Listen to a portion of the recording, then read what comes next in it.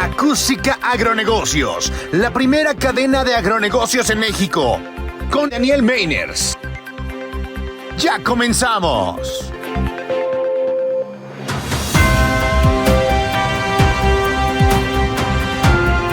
Estamos al aire, estimados amigos productores de alimentos, en su programa Acústica Agronegocios. Como saben, un programa hecho para ustedes y con ustedes, con la única y clara intención de ofrecerles la información más oportuna para el mejor desempeño de sus funciones y sus responsabilidades. Le saluda a su amigo y servidor Daniel Meiners. Aquí estamos al pie del cañón y al pie de la parcela, y antes que nada recordarles que Intersolar México es el evento clave para atender las necesidades energéticas para tu negocio. Encontrarás las mejores soluciones y aplicaciones de energía solar, fotovoltaica y para almacenamiento. No se lo pierdan del 5 al 7 de septiembre en el Centro Citibanamex de la Ciudad de México. Regístrate en www.intersolar.mx. Sustentabilidad para tu negocio. Estimados amigos, si de sustentabilidad hablamos, el día de hoy tenemos la oportunidad de platicar con el investigador con Elías Ortiz Cervantes, quien es especialista y nos decía antes de entrar al aire que se ha dedicado toda su vida al cultivo del hule. Trabaja en el INIFAP, por supuesto. Estimado Elías, ¿cómo estás? Muy buenas tardes. Muy buenas tardes. Estamos aquí en el campo experimental El Palmar para servirles. Nosotros estamos dedicados al 100% para el campo, y pues estamos los 365 días dispuestos para los productores. Me decías que toda una vida dedicada al cultivo del hule. Elías, platícanos un poco los antecedentes de este cultivo. No es un cultivo muy conocido, seguramente es una plantación forestal no maderable sumamente interesante, sobre todo para mitigar los efectos del cambio climático, ¿no? Sí, el cultivo del hule es muy importante, o sea, no solamente por los altos ingresos que se obtienen por la venta del producto. Es un producto que una vez que la plantación inicia su etapa productiva, puede estar produciendo durante 30 años. Entonces los productores pueden estar obteniendo ingresos en día alterno. En día alterno se va haciendo los cortes en cada hectárea, y eso los 365 días del año, y durante una vida productiva de mínimo 30 años. Aparte, durante el periodo preproductivo, que serían los 7 primeros años, el productor puede sembrar cultivos intercalados. ¿Cuáles cultivos intercalados? Se pueden sembrar todos los que se adapten a la región, ya sea como el maíz, el frijol, o cualquier otro cultivo que el productor que se adapte bien a la región de los productores. También en la etapa productiva es posible intercalar algunos cultivos. Se habla del cacao, por ejemplo, se habla de la palma camedor, de algunas otras ornamentales como las heliconias. Entonces prácticamente las plantaciones de hule toda su vida son altamente productivas. Ahora, una plantación de hule es una selva productiva. Ahí es refugio de fauna silvestre, y sobre todo es una especie que da bienestar a la familia. Es un cultivo para pequeños productores. Bien, los grandes productores pueden cultivarlo, pero el hule está hecho especialmente para los pequeños productores del trópico húmedo de México. Del trópico húmedo de México. Perdóname la pregunta si es muy tonta. ¿El cultivo del hule es el que se utiliza para mascar el chicle natural? ¿O es diferente, árbol? El chicle sale de una especie, es el chicozapote. Ajá. En cambio, este árbol es el Hevea brasiliensis. Es una variedad diferente. Química, uno es ¿perdón? Es una variedad diferente. Sí, es un beta polisopreno, el chicozapote, y el el hule es un alfa isopreno, entonces son fórmulas químicas diferentes. Pero el tipo de extracción, la forma de extracción es la misma, haciéndole las canaletas a la corteza, ¿es el mismo método de extracción? En el caso del hule es un método muy especial. Una vez que los árboles inician la etapa productiva... Diles que estás ocupado, Elías. Sí, perdón. Una vez que empieza la etapa productiva, se hacen cortes en semiespiral a una altura de aproximadamente 1,20. Ajá. Entonces, en cada corte se van consumiendo 1.5 milímetros. Entonces, si cortamos el árbol a una altura de 1.20, una fracción del árbol nos tarda entre 4 y 5 años produciendo.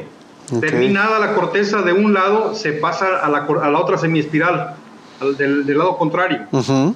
Otros 5 años más haciendo los cortes sistemáticos. Cuando termina los primeros dos, nosotros llamamos paneles de corteza virgen, el primero ya regeneró. Entonces así podemos estar cambiando de semiespiral durante un periodo de 30 años.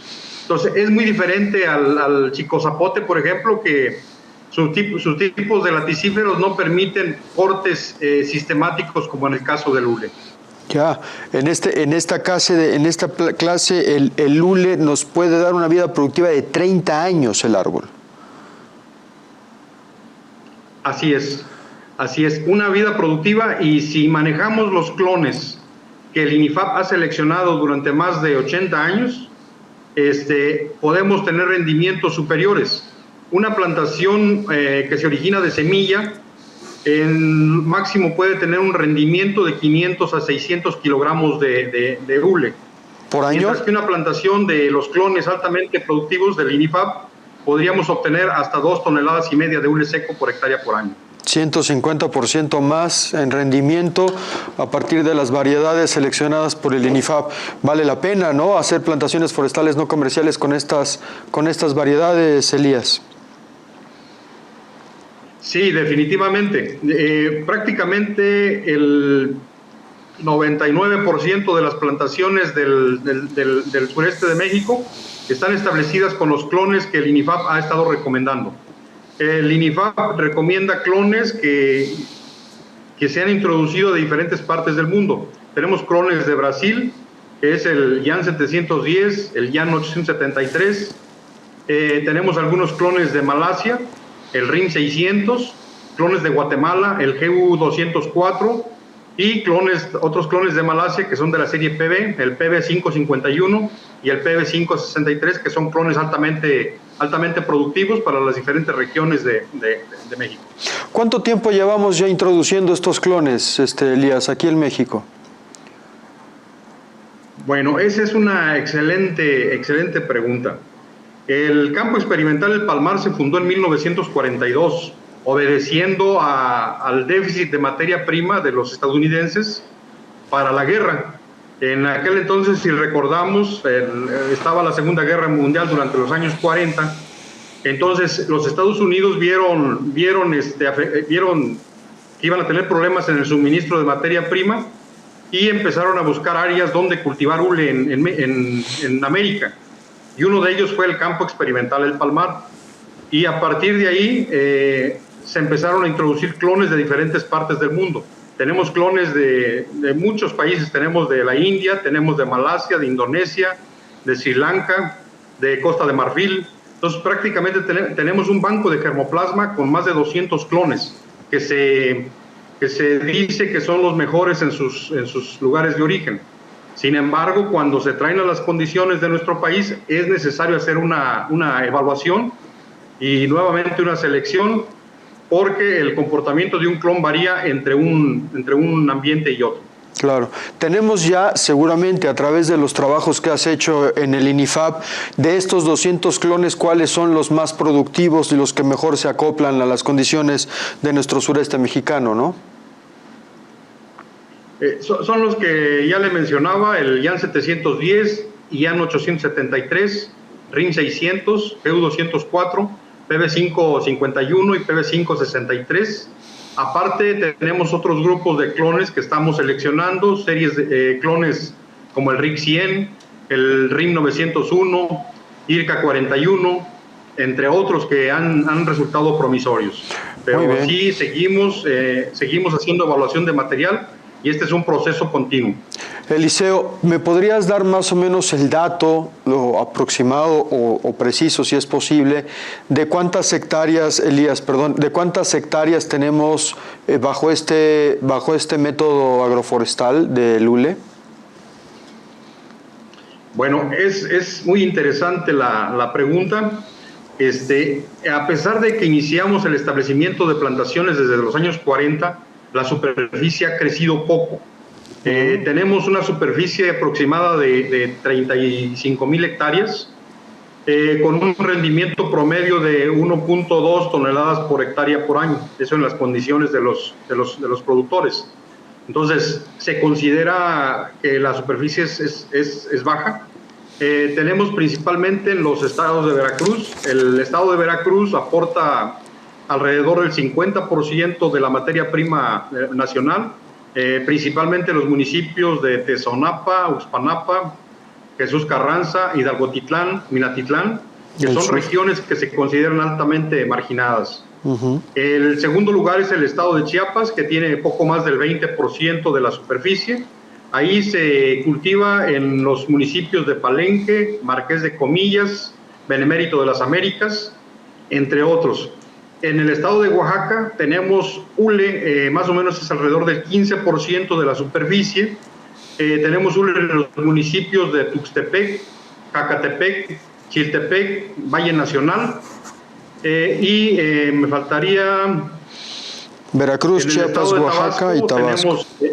En Veracruz, ya lo mencionaba. Sí. En el estado de Tabasco tenemos en el municipio de Macuspana y Huimanguillo. Ahí tenemos una muy buena superficie y tenemos alrededor del 14% de la superficie nacional. Entonces, el lule es una excelente opción para reforestar y para conservar el ecosistema. Requiere mucho más apoyo de todos lados, definitivamente. Entonces, los productores que han estado trabajando son de escasos recursos. Entonces, es un proyecto que encaja perfectamente bien para combatir la pobreza en las regiones marginadas del país. Sin duda, además de los beneficios medioambientales que esta plantación nos ofrece, además también de que se puede asociar con otros cultivos antes de ser productivo y durante su vida productiva. Elías, tenemos que irnos a una pausa comercial, no nos tardamos, permíteme, regresando de la misma, retomar el por qué no hemos aumentado la superficie sembrada con esta variedad si tiene todos los beneficios que tú ya antes mencionaste, pero lo haremos después de esta pausa comercial. Volvemos. Continuamos en Acústica Agronegocios. Estamos de vuelta en su programa Acústica Agronegocios, estimados amigos productores de alimentos, con la oportunidad de platicar con Elías Ortiz Cervantes, quien es un especialista del INIFAP en el campo experimental El Palmar, en la producción de hule. Nos decía toda su vida dedicada a este cultivo. En la primera parte de la entrevista nos hacía la referencia de todas las bondades que este cultivo tiene, tanto en términos medioambientales como en términos productivos. Un árbol que se asocia a las selvas productivas, a selvas frondosas, en donde podríamos establecer asociaciones de cultivo, tanto en su fase de plantación inicial como en su fase productiva. Puede ser hasta tutor del cacao y supongo yo también de la vainilla y la palma camedor y otras especies ornamentales, es decir, tiene doble propósito desde el punto de vista económico. Nos platicaba también que alrededor de 35,000 hectáreas hoy están cultivadas con esta variedad, divididas entre Veracruz, Chiapas, Oaxaca y Tabasco, prioritariamente en la parte de Veracruz, que concentra más o menos el 50%, y tenemos ya muchísima experiencia gracias a los trabajos que ha hecho Elías en el INIFAP para la identificación de los clones más productivos, más beneficiosos, que más y mejor se adaptan a las condiciones de nuestro territorio. Y a pesar de todo ello, Elías, decíamos, la superficie cultivada no crece como a nuestro juicio debiera de crecer. ¿A qué le podemos atribuir esta falta de crecimiento en términos de superficie? Bueno, puede haber muchas causas, ¿no? Pero la principal causa es el largo periodo preproductivo del cultivo. Mencionábamos que son entre 5 y 7 años para que inicie su etapa productiva. El costo de la planta lleva, una hectárea lleva 556 árboles. Aparte de todo lo que es el establecimiento y manejo durante el periodo preproductivo. Entonces, solamente el establecimiento se lleva más de 50,000 pesos.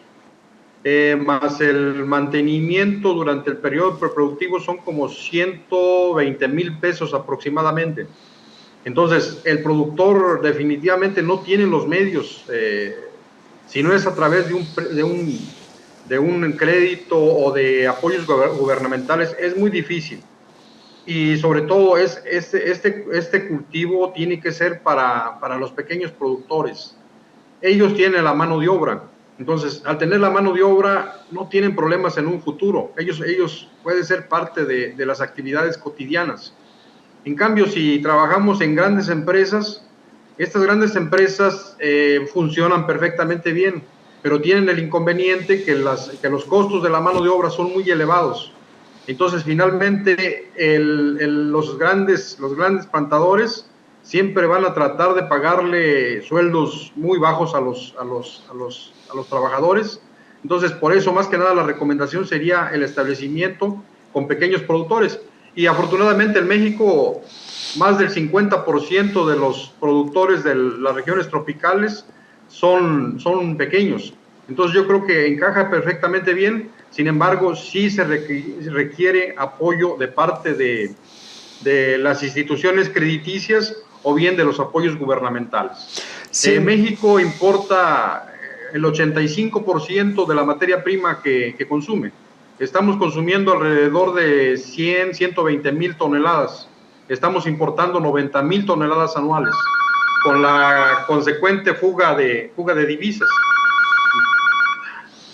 170,000 pesos requiere un pequeño productor para establecer y darle mantenimiento a la parcela de 1 hectárea más o menos hasta llegar a la fase productiva, que son de 6 a 7 años. 7 años en donde hay que invertir y no hay ningún peso que regrese. Una vez que entramos a la fase productiva de nuestras plantaciones, en el momento más importante, en estos primeros ciclos de este semiespiral que planteabas de un lado de la corteza, ¿como en cuánto tiempo estaríamos recuperando estos 170,000 pesos? Y hasta tener ganancias, por supuesto. Perdón, voy a precisar un poquito, son como 50 del establecimiento y ya establecimiento más mantenimiento serían como 120,000 pesos.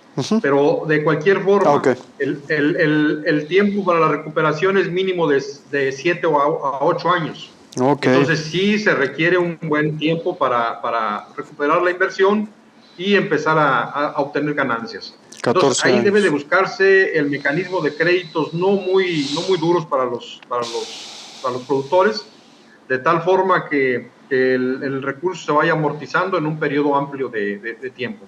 Sin embargo, el mercado lo demanda, porque si estamos importando alrededor del 85% de lo que estamos consumiendo, estamos hablando que mercado seguro tenemos. El precio por la tonelada, ¿en cuánto anda si lo comparamos con los costos de producción?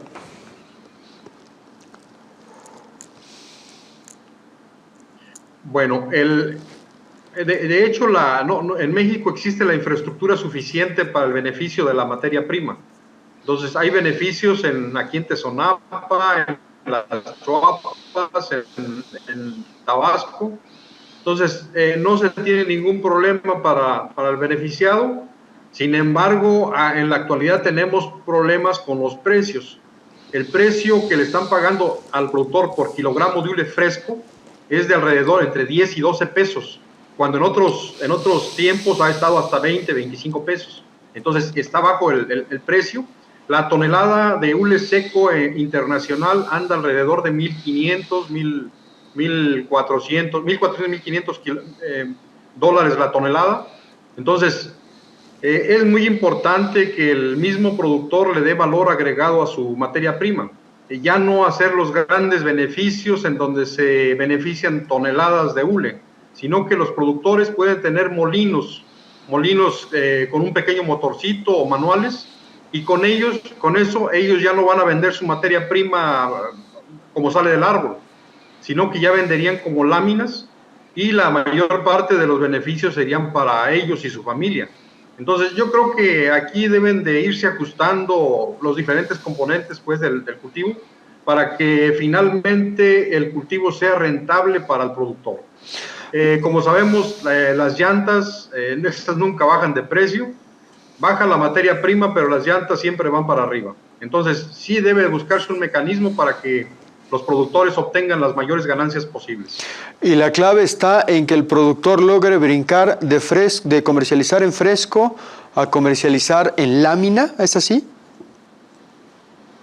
Así es, esa sería una opción. De hecho, en países como la India, en donde existen alrededor de 800,000 hectáreas de plantaciones, la mayor parte de su materia prima ellos la venden en láminas.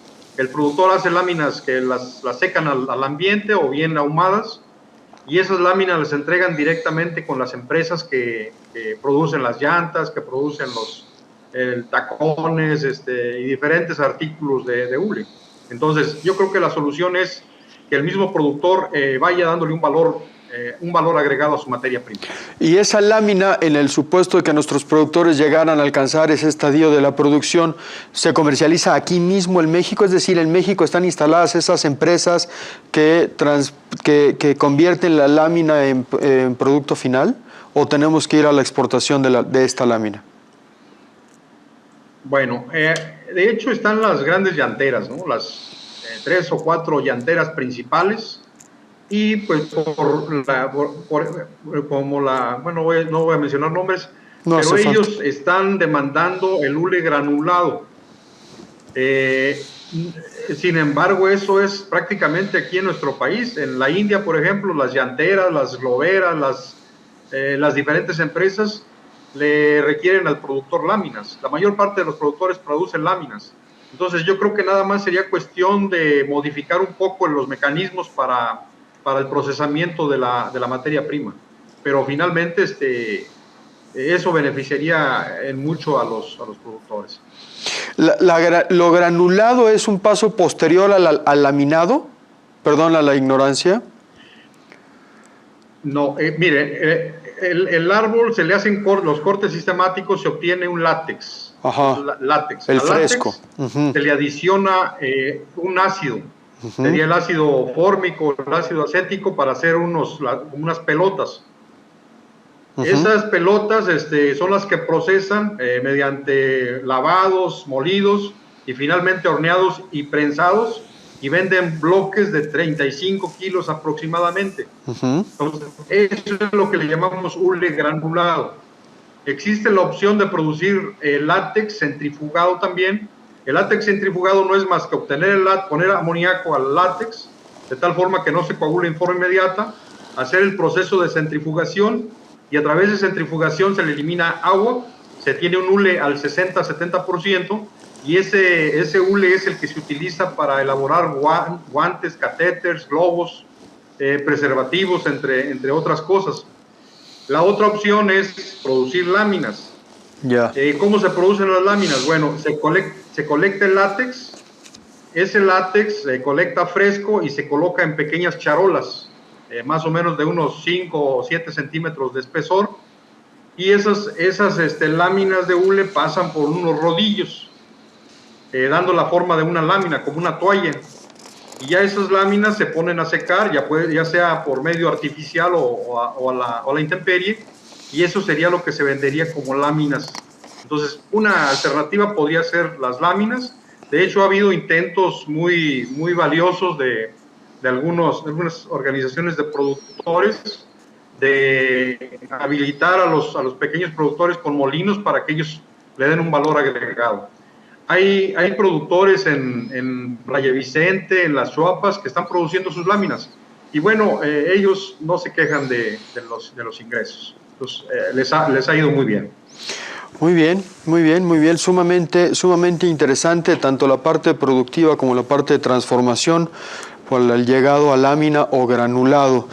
Elías, se nos ha terminado el tiempo de la entrevista, pero me parece que la clave aquí para poder aumentar el número de superficie cultivada es hacerle un llamado a los compañeros de FIRA, ¿no? Que diseñen un paquetito de asistencia con bajas tasas y a tiempos prolongados de recuperación, porque ahí está la variable restrictiva más importante que tenemos que atender, ¿no? Así es. Así es. Y aparte ha habido muchos programas de la Secretaría, nos han apoyado. Entonces también la clave está en que cuando lleguen esos apoyos a los productores hay que aprovecharlos al 100%. Eso es clave para que el productor pueda salir de este bache. Sin duda, por todos los beneficios medioambientales que esta plantación ofrece, pero además, sobre todo, porque tenemos mercado garantizado. Hoy en día tenemos una demanda de importación del 85% con respecto a lo que las empresas productoras de llantas y otros derivados del hule producen, por lo tanto hay un abanico de oportunidades sumamente importante para los pequeños productores, que con la recomendación tuya, Elías, tenemos que focalizarlo a pequeños productores donde tenemos garantizada la mano de obra y la fuerza de trabajo, además de calidad, por supuesto. ¿Algo con lo que quieras terminar esta entrevista, compañero Elías? Pues más que nada agradecerles toda la atención y el apoyo, y ojalá y no sea la última vez. Falta mucho apoyo para el cultivo del hule, falta mucha capacitación, falta transferencia de tecnología. Los productores muchas de las veces están solos en el campo, entonces sí necesitamos que los técnicos estemos permanentemente con ellos, dándoles el apoyo que se requiera en todas las etapas del cultivo. Sin embargo, INIFAP ha dado pasos importantes. Ya tan solo que tengan identificados los clones más productivos, es todo un trabajo de investigación de los cuales estamos sumamente agradecidos contigo y con el INIFAP. Nosotros nos tenemos que ir a una nueva pausa comercial. Regresamos después de la misma para continuar con su programa Acústica Agronegocios. Continuamos en Acústica Agronegocios. Estamos de vuelta en su programa Acústica Agronegocios, estimados amigos productores y productoras de toda nuestra República Mexicana, de nuestra bella República Mexicana. En esta ocasión vamos a poner a la mesa un tema sumamente importante. La calidad y la inocuidad de los alimentos siempre debe de ser una preocupación máxima para todos los sectores, tanto el privado como para el mismo productor, para el gobierno y para todos los que consumimos los alimentos. Para ello, tenemos la oportunidad de platicar con un gran amigo del Consejo Nacional Agropecuario, un consejo aliado de Acústica. Hemos estado muy en comunicación. Somos un medio que busca siempre darle un espacio y una voz a los posicionamientos del Consejo Nacional Agropecuario. Y en esta ocasión con el licenciado ingeniero Mario Puente Raya, quien es vicepresidente de Sanidad e Inocuidad mismo del Consejo Nacional Agropecuario, quien nos viene a hacer una atenta y cordial invitación. Mario, ¿cómo estás? Muy bien, Daniel, muchas gracias. Pues con el gusto de estar aquí en tu programa y saludando a todo el auditorio. El gusto es entero nuestro, Mario. Un saludo para todos los compañeros del Consejo Nacional Agropecuario. Un saludo y un abrazo cariñoso. Afuera del aire, antes de empezar la entrevista, nos estabas platicando de este primer encuentro, primer encuentro nacional de sanidad e inocuidad alimentaria organizado por el Consejo Nacional Agropecuario. Platícanos un poco más de cómo está estructurado, cuáles son sus objetivos, cuál es la línea de acción, intervención y discusión. Claro que sí, Daniel. Es el primer Congreso Nacional de Sanidad e Inocuidad Agroalimentaria y bueno, el objetivo es reunir a todos los expertos, a los especialistas en esta materia de sanidad, tanto de gobierno como de la academia, la investigación y por supuesto el sector privado, para que compartamos conocimientos, ideas, propuestas para seguir trabajando de manera conjunta y fortaleciendo la sanidad y la inocuidad que gozamos en nuestro país, que afortunadamente es muy buena, es un activo que tenemos en nuestro país y es lo que nos permite producir alimentos sanos, alimentos inocuos, alimentos nutritivos para toda la población y que también nos ha permitido accesar o poder exportar a diversos países en el mundo, siendo nuestro principal socio comercial Estados Unidos, a donde la gran mayoría de nuestras exportaciones están destinadas, como todos sabemos, por la integración comercial, económica que tenemos en Norteamérica, pero que también tenemos grandes oportunidades en otras regiones del mundo que queremos aprovechar, y que la sanidad y la inocuidad, Daniel, es la llave, es el pasaporte que nos puede abrir estos mercados para que los podamos aprovechar en beneficio de todos los productores, tanto pequeños, medianos, grandes, y en general de la sociedad aquí en México, de toda la población, pues trayendo también divisas para nuestro país, ¿no? Entonces, Sin duda. yo creo que es incuestionable el tema de la importancia de la sanidad y la inocuidad en la producción de alimentos, y lo que queremos es cómo trabajamos todos en conjunto para seguir sumando en la protección de este activo de sanidad e inocuidad, y mejorando hacia adelante con medidas que nos puedan proteger de muchas amenazas que traemos alrededor del mundo, de plagas, por ejemplo, como la fiebre porcina africana, que amenaza a nuestro país y a la región, que en cualquier momento puede llegar y puede tener algún impacto negativo, ¿no? Y así puedo enumerar muchas plagas que están ahí en el ambiente y que pueden llegar aquí a México. Entonces, Que son un hay que peligro. prevenirnos para eso, Daniel. Que son un peligro latente. La verdad, Mario, hay que decirlo, la historia, la experiencia acumulada que México tiene en este tema no es poca. En América Latina, Centroamérica y ahora, y aún en Estados Unidos y en Europa, ven a México como en buen nivel en este tipo de temas y discusiones, ¿no, Mario? Sin duda, Daniel, somos uno de los países, como lo mencionaba, con un estatus sanitario y fitosanitario privilegiado. Por ejemplo, pues en el caso de las plagas agrícolas, tenemos a nivel internacional alrededor de 1.100 plagas reglamentadas, y en México tenemos ausentes más de 1.000, ¿no? Entonces tenemos una muy buena condición en la parte fitosanitaria. En la parte zoosanitaria, en el tema de enfermedades de los animales, pues somos de los primeros 5 países en el mundo con mejor condición sanitaria, y eso pues nos pone en una condición de ventaja, tanto en la producción, como ya lo comentaba, como en el mercado internacional para la competitividad de nuestros productos, Daniel. Sí, la verdad es que sí. Yo estoy muy al tanto de que México es vanguardia con este tema. Platícanos un poco de cuándo es este primer Congreso Nacional, en dónde va a ser, quiénes son los ponentes, hay mesas de análisis, hay mesas de discusión, es exposición, un poco el formato que están ustedes preparando. Sí, mira, Daniel, el Congreso es el día 6 y 7 de septiembre. Va a ser aquí en la Ciudad de México, en el Cantoral, que está aquí en el sur de la ciudad. Tenemos afortunadamente muy buena participación ya, o registro de una buena cantidad de personas. Estamos alrededor de los 800 personas registradas ya en este momento. Tenemos una agenda muy completa para estos 2 días de trabajo. Vamos a hablar, pues, por supuesto, de estas amenazas que tenemos como país, que ya comentaba, ¿no? De las plagas que están en otros países y que pueden llegar a nuestro país, a México, pero también vamos a hablar de las que ya tenemos aquí y con las cuales estamos trabajando de manera conjunta con el gobierno para reducir el impacto de las plagas en la agricultura y en la ganadería. Y nos estarán acompañando, por supuesto, el secretario de Agricultura como cabeza de nuestro sector en la parte del gobierno, por supuesto nuestro presidente del Consejo Nacional Agropecuario, Juan Cortina, quien también a través mío les manda un afectuoso saludo, Daniel. Muchas gracias, muchas gracias. Y, muchos legisladores, legisladoras, tanto de la Cámara de Diputados como de senadores, nos estarán acompañando.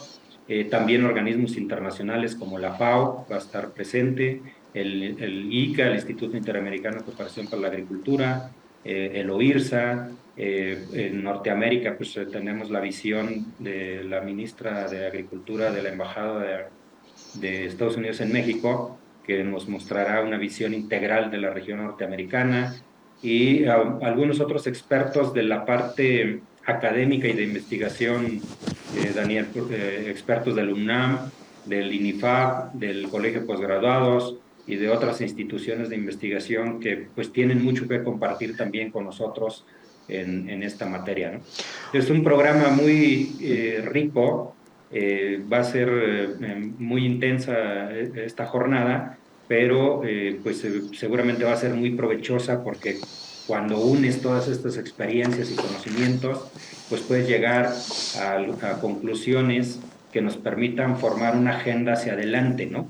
Más que lo que ya hemos logrado es ver cómo podemos avanzar hacia adelante con un plan de trabajo, una política pública bien definida en temas de sanidad e inocuidad, temas de financiamiento también, por supuesto, para el sector.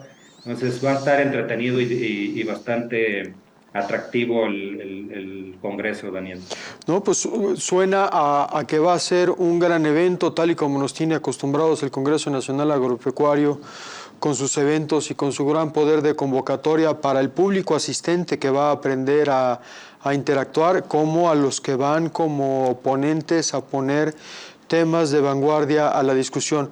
Me interesa mucho, Mario, resaltar el tema, el hecho de que lleva una discusión con enfoque preventivo, es decir, cómo defendernos ante las amenazas latentes que están en alguna parte del mundo, siempre con riesgo de poder entrar a nuestro país si nos descuidamos, pero también un enfoque remediativo, cómo México ha atendido los problemas que se nos han presentado en plagas y enfermedades, tanto en la parte sanitaria, de agrícola como en la parte pecuaria. Creo que ahí tenemos mucho que enseñarle al mundo, Mario. Sin duda, Daniel. Creo que somos un ejemplo, una referencia en casos, por ejemplo, pensando en la parte agrícola, en el manejo de las moscas de la fruta que hemos hecho en nuestro país, Sí. Con alianza público-privada entre el gobierno y el sector privado, y hemos logrado mitigar el impacto negativo que representan estas plagas para la producción, sobre todo de frutas. Y gracias a eso, pues hoy día las frutas mexicanas pueden entrar a los mercados internacionales, ¿no? Y esa referencia pues ha sido bastante reconocida en Norteamérica y hacia otras regiones del mundo también, como casos de éxito y de trabajo conjunto entre gobierno y sector privado. Y por el otro lado, que creo que es la parte sumamente importante que queremos pues resaltar dentro de este Congreso, Daniel, es esta parte preventiva. Por supuesto, hemos logrado muy buenos resultados hasta donde estamos el día de hoy, pero el gran desafío es lo que traemos a nuestro alrededor y que necesitamos prepararnos para poder actuar de manera oportuna, más aún cuando estamos ahora en un entorno de cambio climático, de crecimiento poblacional, de mayores vías de comunicación, de un comercio más intensivo, etcétera. Y todo eso pues representa un mayor riesgo de la agresividad que puedan tener las plagas en la producción de los alimentos. Pues hay que prepararnos para esos escenarios, Daniel. Y sumado a todo esto que mencionas, habría que decir también que México, un país orográficamente complicado de llegar hasta los rincones más escondidos, muy grande en territorio, con una diversidad, una biodiversidad climática y de nichos sumamente complicado. Eso hace más difícil todavía que tengamos un enfoque preventivo y remediativo, y a pesar de lo que digo yo más lo que dices tú, seguimos siendo vanguardia mundial en estos temas. Mario, tenemos que irnos a una pequeña pausa comercial, si me lo permites. Regresamos de la misma para puntualizar algunos elementos que valdría la pena y ratificar la invitación a nuestros amigos productores. De acuerdo. Vamos a una pausa comercial, volvemos. Continuamos en Acústica Agronegocios. Amigos productores de alimentos de nuestra querida República Mexicana, tenemos el gran honor, el gran placer de platicar con Mario Puente Raya, quien es vicepresidente de Sanidad e Inocuidad Alimentaria del Congreso Nacional Agropecuario, experto en temas de inocuidad y sanidad en los alimentos, quien nos viene a realizar una cordial invitación al primer Congreso Nacional de Sanidad y Calidad Agroalimentaria que anfitrioniza el Consejo Nacional Agropecuario los días 6 y 7 de septiembre, con una gama amplísima de ponentes que presentarán de primer nivel nacionales e internacionales. Por ahí escuché que viene también la secretaria de Agricultura de Estados Unidos, ¿no, Mario? Bueno, es la representación de Agricultura De la embajada.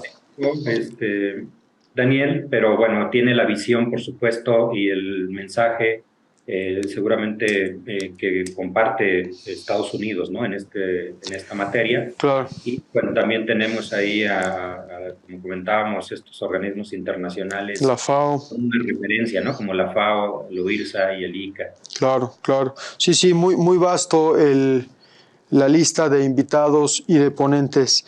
Mario, ¿cómo se puede uno registrar, un simple mortal, un simple productor interesado en estos temas, en conocer, en saber, en acercarnos de la tecnología y de las experiencias de otros lugares? ¿Cómo puede uno llegar a un evento tan importante como este? Pues mira, Daniel, en principio tenemos ahí en nuestra página de internet, que es www.cna.org.mx.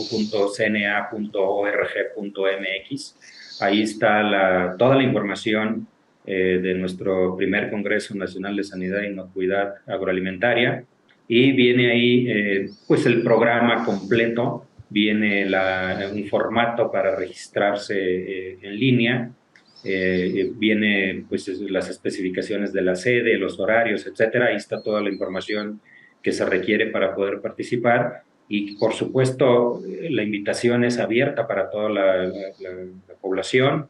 El evento está dirigido pues a productores, que son los que viven diariamente todos estos temas de sanidad e inocuidad en el campo, pero también a empresas que están vinculadas con la cadena de producción, y como ya lo mencionaba, al gobierno, a las universidades, a las instituciones de investigación, a todos los que participamos en la cadena agroalimentaria. Entonces todos son bienvenidos. Tenemos también en nuestras redes sociales, vía Twitter, vía Facebook, vía LinkedIn, anuncios muy frecuentes desde el CNA, donde se está promoviendo el Congreso y donde se está dando información de los ponentes, de los expertos que nos van a estar acompañando, y haciendo la invitación para que se inscriban, Daniel. Mario, en épocas relativamente recientes se puso a discusión en términos de política pública con este tema de que los aranceles y se quitaban ciertos candados para las exportaciones, etcétera, etcétera. ¿Tendríamos la expectativa en este evento de poner en el seno de la discusión la necesidad de alguna modificación en términos de política pública, o de modificaciones a la norma, o de algún transitorio por ahí que tengamos pendiente de poner en la palestra política? Por supuesto, Daniel. De hecho, uno de los objetivos también de este Congreso pues es ver cómo construimos la política pública más adecuada para el sector agroalimentario, ¿no? Por eso es la importancia de la participación tanto del Ejecutivo, a través de nuestra cabeza de sector, el secretario de Agricultura, como de la Secretaría de Economía, que también nos estará acompañando durante el evento, y de los legisladores, ¿no? Que también son pieza clave. Definen la política pública que se deba implementar en la materia.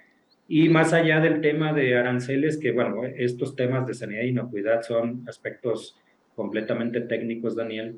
La parte arancelaria tiene una cancha diferente de discusión y de negociación. Claro. Con aranceles o sin aranceles, la parte sanitaria y fitosanitaria se debe cumplir conforme está establecido en las reglas, pero el foro, seguramente el Congreso, servirá para ir alineando esas políticas públicas que son muy necesarias y que son nuestra guía en el sector agroalimentario.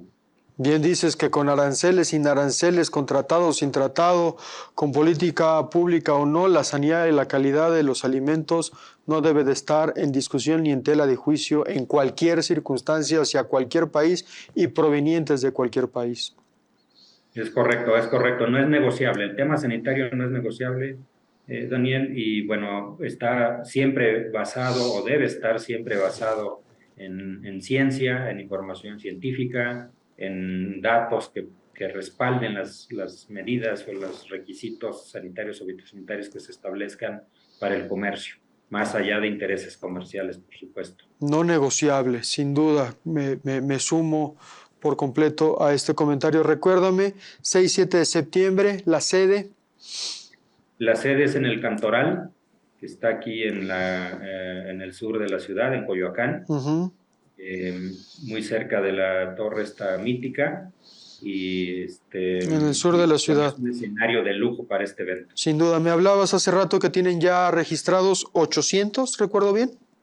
Traemos alrededor de 800 personas ya registradas. ¿Con un cupo máximo de cuánto? Pues estamos prácticamente en el límite, Daniel, estamos pensando en 1,000 personas por la parte de la flotación que hay durante el evento, pero estamos pues también ya muy cerca de la fecha, entonces pues apresúrense a inscribirse para que nos acompañen. Y bueno, también estamos evaluando si tenemos mayor demanda de lo que podamos recibir en el recinto, en hacer alguna transmisión vía las redes sociales para que la gente pueda seguirnos ahí. Algo le aprendimos a la pandemia, ¿no, Mario? Afortunadamente, cosas buenas salen de las malas también, y Así yo es. creo que una de esas es aprovechamiento de la tecnología que ahora estamos haciendo. La omnipresencia, le digo yo a mi esposa, ¿no? Gracias a la tecnología ya podemos ser omnipresentes y no perdernos un evento de esta calidad, que si ya el cupo ya no me dio para estar presente o me encuentro en alguna otra parte del país o inclusive del mundo, a través de estas tecnologías de streaming poder tener acceso no solo a escuchar las discusiones, las ponencias y las pláticas, sino también, ¿por qué no tener acceso a las conclusiones? Uno espera de un evento tan importante como este, en donde a la mesa están ponentes de esta calidad nacional e internacional, instituciones de prestigio, FAO, ICA, organismos internacionales, productores privados, sector público. Esperaría uno conclusiones que aterricen en la mejor, en estrategias que nos permitan mejorar tanto la parte preventiva de la inocuidad de los alimentos como la parte remediativa, que siempre uno debe estar ante esa posibilidad de que suceda, ¿no? Hay que tener la capacidad de reacción, sin duda, Daniel. No todo podemos evitar que nos llegue aquí al país, ¿no? Así Y es. siempre hay que buscar que no llegue, pero cuando llega hay que tener la capacidad de reacción para poder atenderlo de manera apropiada.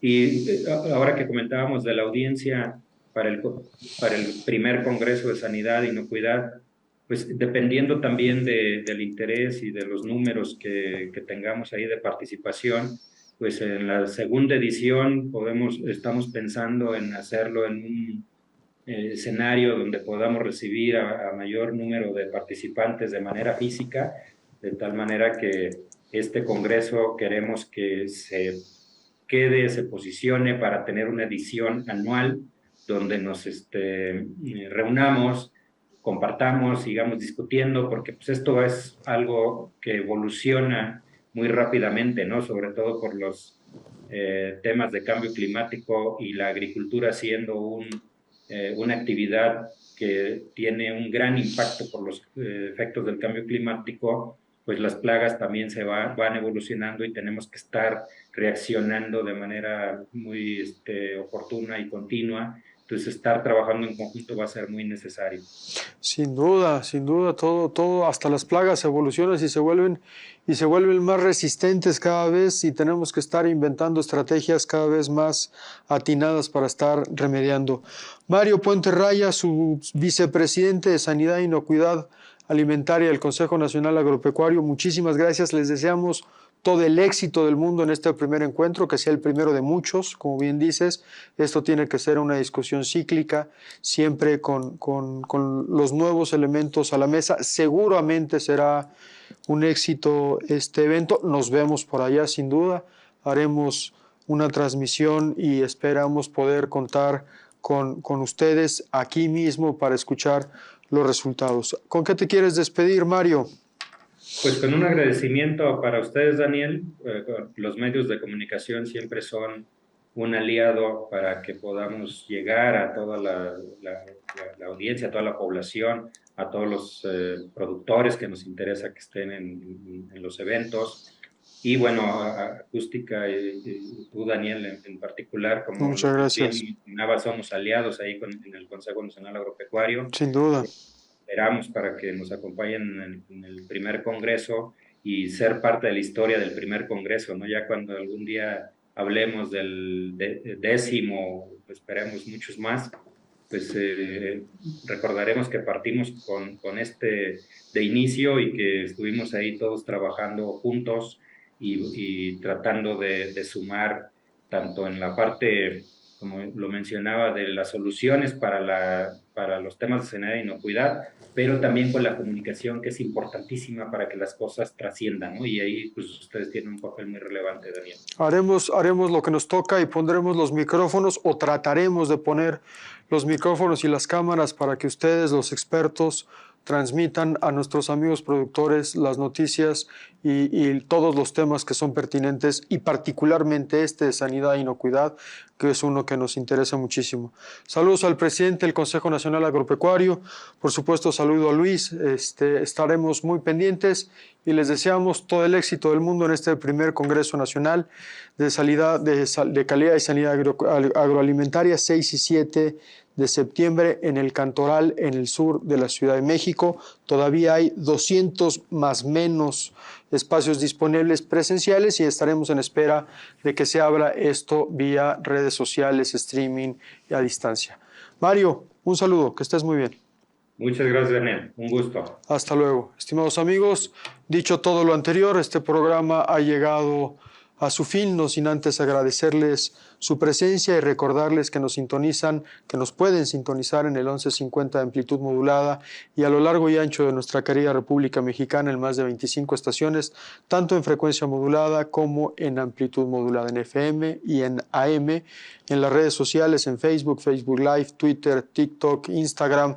Antes, el pajarito era Twitter, ahora X, ya ni sé cómo se llama, pero ahí estamos presentes también, y en On Demand en nuestro canal de YouTube en Acústica Noticias. Este programa de Acústica Agronegocios por el día de hoy llega a su fin y se despide su servidor, Daniel Meiners. Hasta la próxima.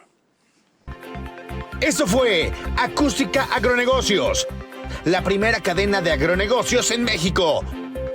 Una producción de Grupo Acústica.